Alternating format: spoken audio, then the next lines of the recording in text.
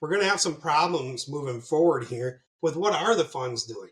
This is Justin McKinney with Comstock Investments. Normally on a Thursday, you would see me come to the table and bring the export sales updates from earlier in the day. With the government shutdown, we are not getting those reports, which could be a major driver in the market as we move forward. Export sales have been phenomenal on corn. We continue to talk about that. That's old story, but could be continued into a new story. Without the government releasing the weekly sales or even flash sales, we really have no idea what's happening in the market as far as where the grain is going, how much of it. Could somebody sneak in there and pick up a bunch of bushels? It surely is possible. So when we look at government reports that come out, one of the key reports is always the Commitment of Traders report that is, as of Tuesday night, released on Friday after the close. With no government reports going on, we have no idea if we flash sale something, make a huge export sale on corn or beans, but the funds were about 96,000 short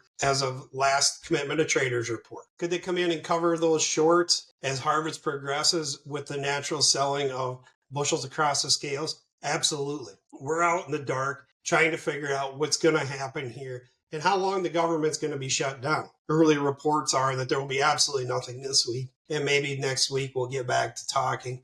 But it feels like we're miles apart on coming to any sort of agreement. So if the funds come in, if we see a huge flash export sale that isn't reported, could we potentially cover those 96,000 contracts as short before anybody even knows about it? It could be that. However, as we move forward, you look at the supply and demand and the updates that came out in the WASDE report. At the end of the day, it's hard to come up with anything that is under a 1.9 carryout. I realize we started at a 2.1, 2.2 last year, worked our way all the way down to a 1.3 before we were revised up to a 1.5. And the common theme is, well, if we did it last year, why can't we do it this year? The additional acres are going to be hard to overcome this year. So as the funds potentially look at covering those shorts with bushels coming across the scales, we're still eyeing up that chart gap up at the 432 on the December. If a guy needs to make some cleanup sales or additional sales, I don't know if we have enough gas in the tank to get there, but that's a spot I'd be taking a look at. As we flip over to the soybeans, it's potentially a little bit better picture. And when we look at the supply and the demand, we didn't see the USDA update the yield or the carryout significantly. There was a small adjustment, but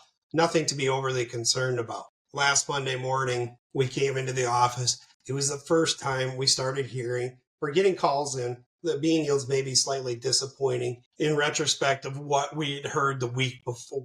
So has the top been put on the yield? You never really know, but with 85 degrees and a big wind, we are seeing the phantom yield loss happen for sure in the beans. With President Trump tweeting out or Truth Social about talking to G in a month, if the government is not open, there is always the risk that we could see some sort of sales to China that are not reported. If that gets leaked into the market, we see a significant up move in the time between now and then. That would probably be one of the rumors that we would point to.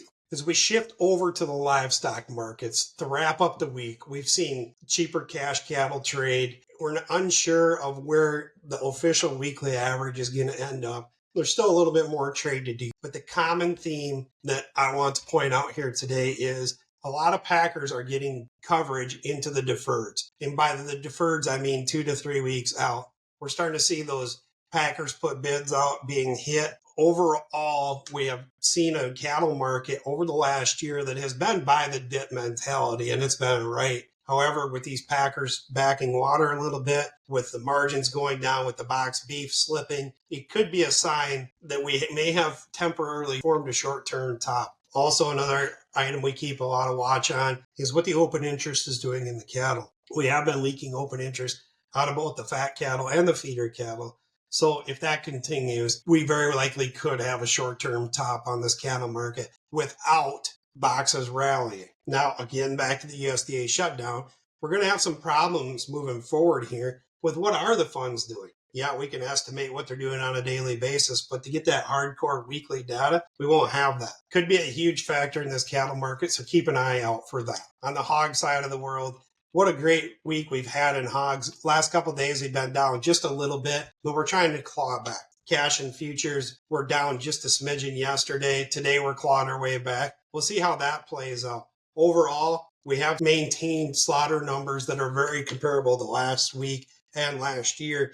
We are keeping this hog market current. If we do get that spillover, maybe some negative jobs information or something like that, once the government reopens, we could see a little bit of a pop on those hogs, but we will caution you that those fourth quarter hogs generally are really tough to see trade much above $90.